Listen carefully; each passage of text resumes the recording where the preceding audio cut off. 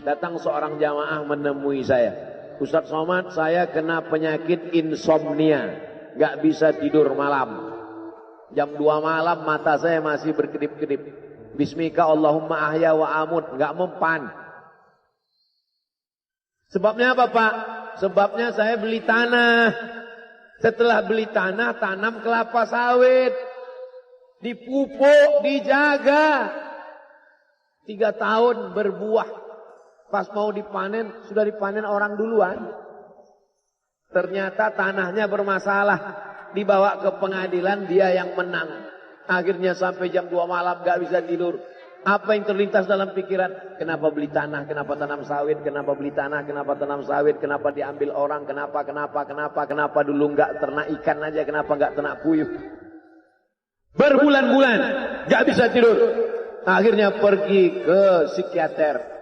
Pak psikiater, ya saya sudah 2 bulan gak tidur-tidur Pak psikiater. Akhirnya Pak psikiater buat resep.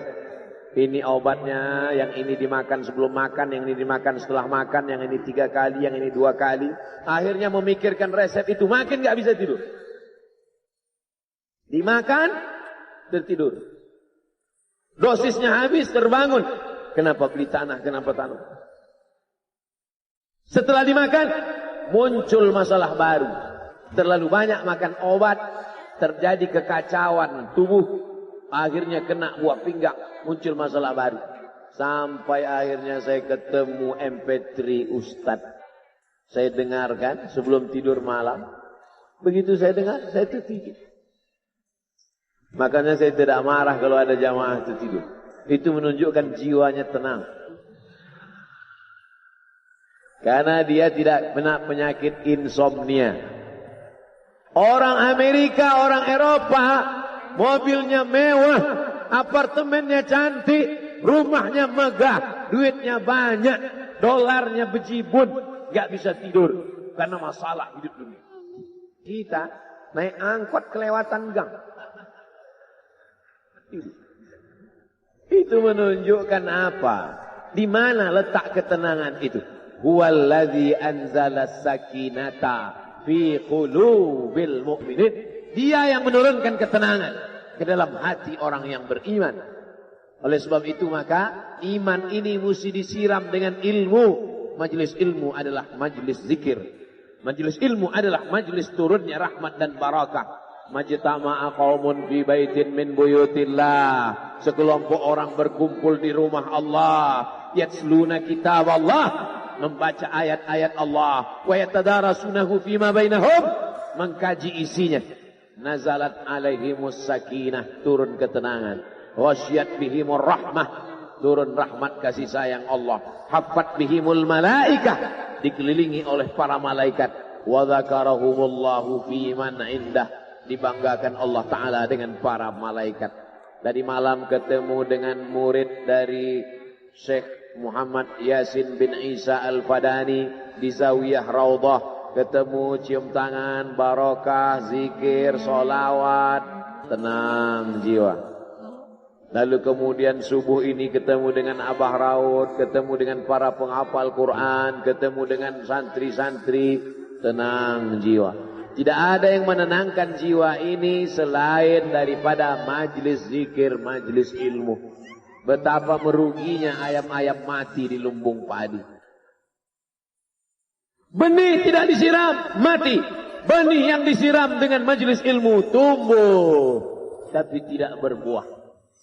Maka mesti disiram pakai pupuk buah. Datang konsultasi. Ini kenapa tidak berbuah? Kenapa ini tidak berbuah? Karena ternyata dia mesti diamalkan. Sudah dapat ijazahnya, sudah talaqi, sudah halaqah. Kenapa enggak berbuah? Belum diamalkan. Paksa-paksakan diri sebelum tidur malam, wudhu dulu, sholat witir. Paksa-paksakan diri bangun malam, tahajud. Paksa-paksakan diri siang, sholat qabliyah, sholat ba'diyah. Paksa-paksakan diri pagi, sholat duha. Paksa-paksakan diri, sholat subuh berjamaah. Barulah dia berbuah. Kalau dia tidak berbuah, dia hanya sekedar pokok kayu, yang hanya membuat sampah saja. Tapi paling tidak tempat orang bernaung di bawah ketika panas. Tapi manfaatnya tidak sesuai karena yang ditunggu itu buahnya. Masa pohon kayu rindang besar tidak berbuah, sementara semangka yang kecil buahnya besar. Oleh sebab itu maka mesti berbuah. Benih disiram, berbatang, berputih, berbuah. Buahnya ranum, cantik dan indah. Begitu dibelah tak bisa dimakan. Kenapa? Ulat semua isinya. Oleh sebab itu mesti dijaga. Benihnya disiram. Apa yang bisa menjaga ini? Diprotek dia. Kenapa apel tidak dimakan ulat? Bukan karena ulat tidak sanggup beli apel, tapi karena disemprot pestisida. Ulat tahu ini ada pestisidanya, maka dia tidak makan. Kita nggak tahu, dimakan. Ikan asin tidak dikerubungi lalat. Tidak ada satupun lalat yang hinggap di ikan asin. Kenapa? Karena lalat tahu ikan asinnya pakai formalin. Manusia nggak tahu. Pintar mana manusia dari lalat? Jangan jawab. Akhirnya orang makan. Menumpuklah pestisida dan formalin dalam darah. Apa namanya? CANCER. Cancer. Karena dia tidak larut dalam tubuh. Yang lain-lain larut. Makanan-makanan larut. Menjadi energi. Menjadi sampah. Dibuang menjadi kotoran. Sama seperti daun. Kalau jatuh ke tanah, larut menjadi pupuk. Tapi plastik tidak larut. Maka plastik sampah bertebaran. Oleh sebab itu maka ini mesti dijaga. Apa yang bisa menjaga buah apel supaya tidak berulat? Jagalah dia dengan ikhlas. Kamu kenapa enggak ke masjid? Saya kalau ke masjid riak. Maka saya enggak ke masjid biar ikhlas. Tarkul amal li ajlin nas riak. Kata Imam Fudail bin Iyad. Tarkul amal li ajlin nas riya. Tidak jadi beramal karena takut dipuji orang, riya. Wal amal li ajlihim syirik. Beramal karena ingin dipuji orang, syirik. Kenapa kamu enggak pakai sorban? Takut dipuji orang, riya. Pakai saja sorban anak. Jangan takut dipuji orang. Pakai sorban, yakinkan dirimu. Baik. Ustaz kenapa enggak pakai sorban? Ada masanya nanti pakai sorban. Tarkul amal li ajlin nas riya. Tapi beramal. Tapi saya enggak tahan Pak Ustaz. Dipuji orang. Luruskan. Karena pujian pasti akan selalu datang. La'atiyannahum min baini aydihim. Wa min khalfihim. Wa an aymanihim. Wa an syama'ilihim. Datang dari depan. Dari belakang. Dari kanan. Dari kiri. Dari dalam. Alladhi yuwaswisu fi sudur. Dari dalam. Dari depan, dari belakang, dari kanan, dari kiri, dari dalam, dari dua aspek, minal jinnati wan nas, dari yang zahir, dari yang batin, berdatangan dia. La ughwiyannakum, aku akan goda anak cucu Adam. Sampai kapan? Madamat arwahuhum fi ajsadihim. Selama roh masih bersemayam dalam jasad, selama masih hidup, dia terus menggoda. Kapan kita berhenti dari godaan ini? Nanti setelah terbaring, terbujur kaku. Bahkan sampai mau sakaratul maut pun dia tetap menggoda. Itulah makanya orang berzikir tidak bisa digoda waktu sakaratul maut. Kenapa? Karena la ilaha illallah akan terngiang di telinganya. Subhanallah walhamdulillah. ولا إله إلا الله والله أكبر سبحان الله والحمد لله ولا إله إلا الله والله أكبر. Kalau itu diucapkan sekali, 10 kali, 100 kali, 1000 kali, terngiang dia di telinga kita. Bahkan ketika kita mau tidur malam pun terngiang dia. Bahkan ketika kita mengigau di tengah malam pun itu yang terngiang. Maka saat mau sakaratul maut pun itu juga yang akan datang. Apa yang kau ucapkan, apa yang kau dengar, apa yang kau pikirkan, apa yang kau renungkan, itu yang akan datang waktu sakaratul maut. Seorang bapak sudah divonis dokter, panggil istrinya, panggil anaknya, bawa ini ke rumah,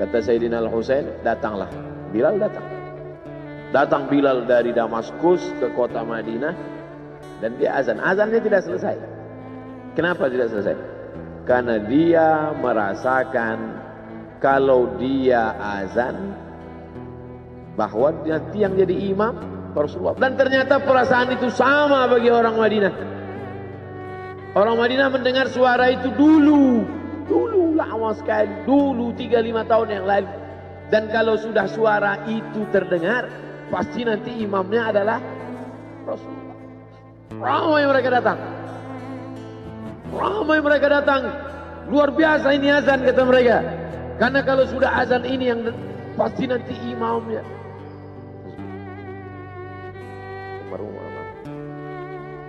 Al-Fatihah. Alhamdulillah rabbil alamin arrahmanir rahim maliki yaumiddin iyyaka na'budu wa iyyaka nasta'in ihdinas siratal mustaqim siratal ladzina an'amta 'alaihim ghairil maghdubi 'alaihim waladdallin amin. Allahumma ighfir lahu warhamhu wa'afihi wa'fu anhu wa akrim nuzulahu wa wasi' madkhalahu waghsilhu bil ma'i wal thalji wal barad wa naqqihi minal khataaya kama yunqqa ath-thawbul abyadu minad danas wa abdilhu daran khairan min darihi wa ahlan khairan min ahlihi wa qihi min fitnatil qabri wa 'adzabil nar. اللهم لا تحرمنا أجره ولا تفتنا بعده واغفر لنا وله ولإخواننا الذين سبقونا بالإيمان ولا تجعل في قلوبنا غلا للذين آمنوا ربنا إنك رؤوف رحيم. اللهم اجعل أهله وتلامذته وطلابه من الصابرين الذين إذا أصابتهم مصيبة قالوا إنا لله وإنا إليه راجعون. اللهم اجعل أبناءه وبناته من الصالحين والصالحات واحفظهم من كل سوء وشر. اللهم اجعل هذا المعهد الذكر معهدا عظيما مباركا تخرج منه الطلاب والطالبات من المجاهدين والمجاهدات في سبيلك بأموالهم وأنفسهم. اللهم احفظهم من الظلمات، اللهم أخرجهم من الظلمات إلى النور. اللهم وفقنا لما تحبه وترضاه. اللهم اجعل أبناءنا وبناتنا من حفاظ القرآن والحافظات. اللهم اجعل قبره روضة من رياض الجنان، لا تجعل قبره حفرة من حفر النيران. وصلى الله على سيدنا ومولانا وشفيعنا وذخرنا محمد وعلى آله وصحبه وسلم والحمد لله رب العالمين. Kalau sayang dengan almarhum, hidupkan majelisnya, ramaikan, bangkitkan semangat, tunjukkan kepada Allah Subhanahu wa taala bahwa kita cinta. Sab'atun yudhilluhumullah, 7 orang yang dapat naungan yauma la illa dhilluh, hari itu tak ada naungan kecuali naungan Allah. Rajulani, 2 orang, tahabba fillah, berkasih sayang karena Allah, ijtama'a alaih, bersama karena Allah, wa tafarraqa alaih. Saya berharap saya dengan almarhum, saya dengan Abah Raud, saya dengan para sahabat termasuk yang mendapatkan naungan ini. Saya dengan almarhum tak ada hubungan kepentingan, kami tak ada hubungan politik, kami tak ada hubungan ekonomi. Kami murni karena la ilaha illallah Muhammadur Rasulullah. Alaiha nahya, dengan itu kami hidup.